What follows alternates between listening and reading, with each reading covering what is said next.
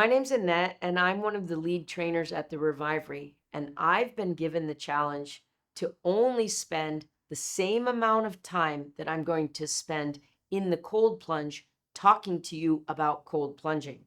So here's what I need you to know. Cold plunge and cold plunging as a practice has been found to have so many amazing benefits for your body. And we also know it's not easy. So, what do I want to start with? How do you begin a cold plunging practice? With just your hands.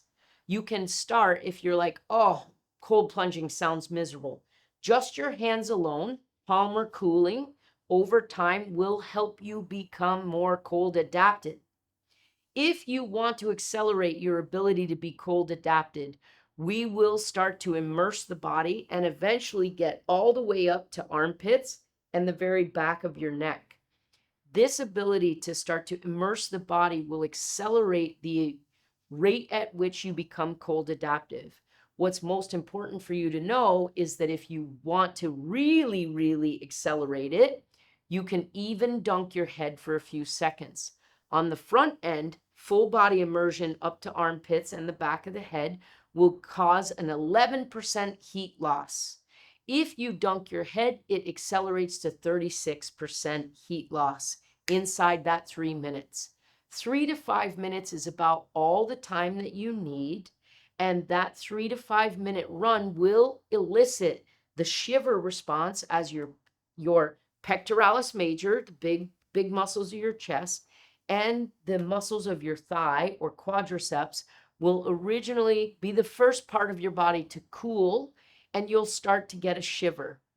At that point, that shiver is going to elicit the brown fat metabolism that so much conversation, and there's a whole PDF on what the difference between white, beige, brown, and bright fat is that you'll get to read.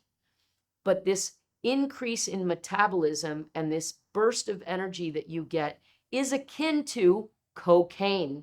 You get enough norepinephrine and dopamine response and decrease in cortisol that your body will actually read the incredible benefits of an increased metabolism. And of course, you're going to go through this extreme vasoconstriction where all the blood in your body is going to start to move back toward your core. Not all, let's be honest, not all, but most. And when you start that shiver is when you know to get out of the tub. Get out of the tub, and you're going to experience what's known as the after drop. The after drop is where the blood that had just been residing at your core starts to move back out to your periphery. That blood at the periphery gets cold, and as it circulates back through the core, you actually get a full body shiver, which once again increases your metabolism. And I've just been alerted from over on the side where you can't see it that I just shot past my 3 minute mark. So while I feel like I failed to stay inside the 3 minutes, I believe that I've given you at least a good look at all the cold plunge benefits that you needed to know. I want to give thanks, as I always do, for your time and your attention, and I look forward to meeting you in person. And until we do, keep your practices. I'll see you soon.